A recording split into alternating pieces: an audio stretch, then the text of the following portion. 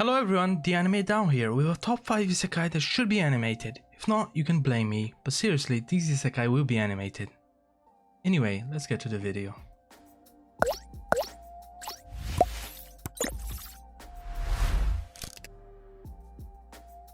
To start off with, Dakedo Hello Work ni Ittara Isekai ni Tsuretekareta.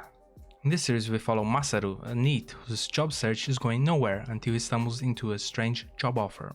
Turns out this was put up by a god named Ito, and Masaru is hired to be sent to another world.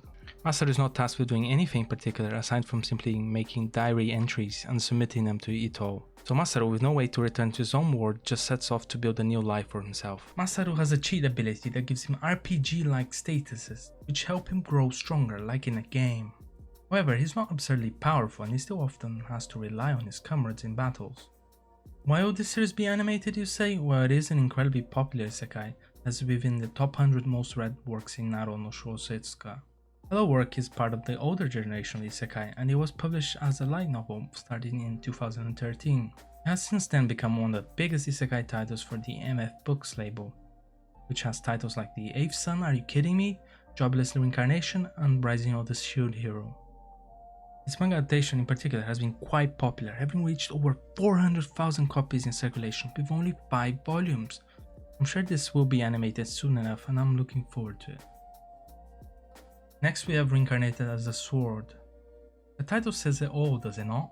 Authors are getting quite wacky with their ideas, but it's still cooler than a vending machine, right? So the main character is reincarnated as a sword and wants to be handled by a hot babe. However, he's stuck embedded into the ground. So when a slave carriage is attacked by a monster bear near him, slave cat girl manages to draw out the main character and use his power to kill it. After this, she decides to call it Master. They start their journey together. This series explores a genre of isekai that relishes on taking a spin on the reincarnation idea. In a sense, this series has two protagonists, the sword and Fran, the slave girl.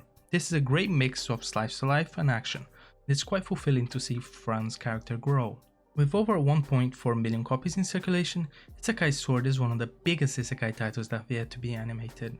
This popularity means an anime is inevitable, especially as anime has not yet delved into Reincarnated as object stories. Isekai Sword can explore this first, and I'm sure if well made it could gain a lot of popularity. In third place we have Loner Life in Another World. In Loner Life, a whole classroom is transported to another world. The main character, Haruka, however, is unwilling to be transported, so he tries to escape. However, this was all for naught in the end. In fact, doing this meant Haruka was late, so when he discovered that the skills God offered were all first come first served, that obviously meant his classmates had picked all the great skills already. So Haruka found himself with only the leftover skills to pick from. God, feeling sorry for him, decides to give him all of them. One of them happens to be a loner skill, however. That means Haruka is unable to join any parties, so his lonely journey begins. This description might not tell you this, but this is a full-on comedy series. There are a lot of references to memes, jokes, and free events. It's not just a comedy though, there's a lot of good action here, and it's interesting to see how Haruka uses some of his odd skills to gain an upper hand in fights. Loner Life in Another World really broke out in 2020, with it going from 100,000 copies in circulation to over 800,000 in just over a year. A large part of this came from the popularity of its manga adaptation, which made it one of Overlap's biggest titles. It continues to ride this momentum from last year into this year, which makes it a prime choice for an anime in the future. It is not easy to find a genuinely funny and action-packed isekai, but Loner Life is just that. Next we have a series with a very long title. It's called Let This Grieving Soul Retire. Woe is the weakest who leads the strongest party. Fry, the main character, and his childhood friends had a dream to become the strongest hunters. That was in the past though. Now Fry finds himself as the leader of one of the strongest hunter parties. People think he's incredibly strong, but he isn't, and he knows it. In fact, all he wants to do is leave the guild and live a peaceful life, but he's unable to because of his childhood friends, who hold him in high regard. This series reminds me of The Eminence in Shadow, in that the main character is seen by people in high regard, However, unlike that series, Cry really is physically weak, so he uses his wit and sense of danger to try and avoid anything too dangerous for himself. It is interesting how he completely fails to do it though. He's always stumbling into danger all the time, which is sometimes understood as his real intention by other people. This series began in 2020 and it grew in a lot of popularity, reaching over 200,000 copies in circulation quite rapidly. Its popularity and its quality were awarded with an 8th position in the Kono Aranobe ga Sugoi rankings. This ranking is important because not only does it bring a lot of attention to the series to readers but also producers. Many series featured in these rankings have gone on to receive anime, and I believe this will be the case for Grieving Soul as well. Before we move on to the first place, we have some honorable mentions. First off, we have Toaru Wo-san VR MMO Katsudoki, a slice of life VR MMO series that I personally really like. It's really popular and it should be able to get an anime in the future.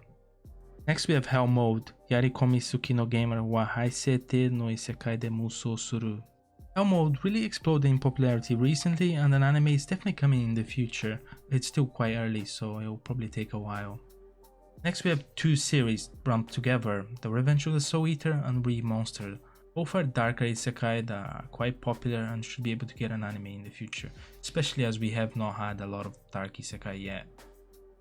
And the isekai that I think will most definitely get an anime is Trapped in a Dating Sim, The World of Otome Games is Tough for Mobs. In World of Otome, the main character, Leon, dies after playing an incredibly frustrating dating sim. He finds himself reincarnated in the world of the same game he had previously played.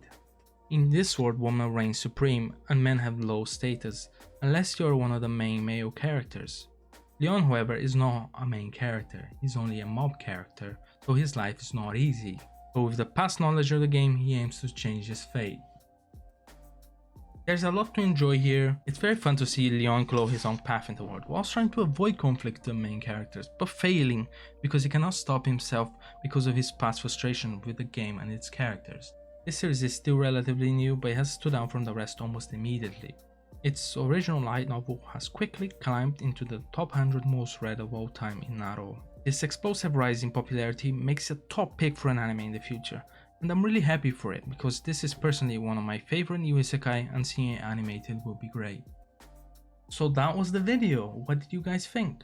In my website I did a post with another 5 isekai titles that should be animated before, so you might want to check that out after this.